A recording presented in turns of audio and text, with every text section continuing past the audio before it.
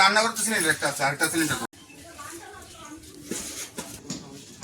ছোট্ট গুলো এখন করতে পারবো মানে এটা মাফে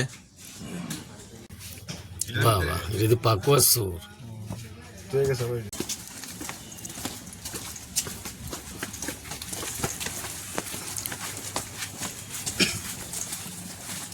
ঘটনাটা আমি গত 20 তারিখ আগরতলা গেছিলাম।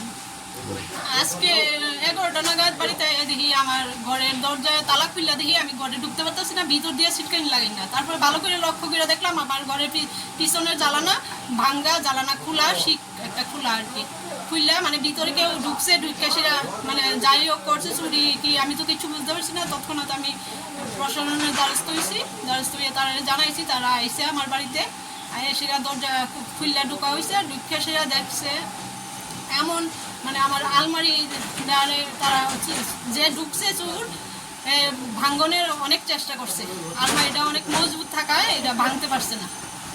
আর এমনি বাইরের কিছু জিনিসপত্র কোনো মানে নিচে করে আমি বুঝতে পারতেছি না, মানে আলমারির ভিতরেই তারা টার্গেট ছিল, আলমারির ভিতর থেকে যা পাইব নিব। আলমারিটা অনেক চেষ্টা করছে আলমারিটা খোলার, কিন্তু আলমারিটা খুলতে পারছে না। মানে প্রাথমিকভাবে দেখে মনে হইতেছে যে আলমারিটা খুলতে পারছে না। যদি আলমারিটা খোলা হয় তাহলে বোঝা যাবে এটা আদৌ কি হইছে না। ভাঙা আমি এখন খুলতে পারতাছি না। তারপর পরবর্তী সময় এটা মিস্ত্রি দিয়ে খুললা দেখা যাইব যে কি মানে আসলে এটার ভিতরে ঠিক সব ঠিকঠাক আছে কিনা। কয়টার সময় দেখছেন আপনি এসে অবস্থাটা? আমি প্রায় 11টা নাগাদ আইছি বাড়িতে। কি দিয়ে সেটা খোলানোর চেষ্টা করছে? পিছনে কি দেখলাম হাতুড়ি, তারপরে কি প্লাস, তারপরে অনেক কিছু যন্ত্রপাতি পড়ে রয়েছে আর কি। পুলিশ আইছে না? হ্যাঁ পুলিশ আইছে। আপনার নামটা কি? আমার নাম নমিতা ঘোষ দাস। এটা কোন জায়গা?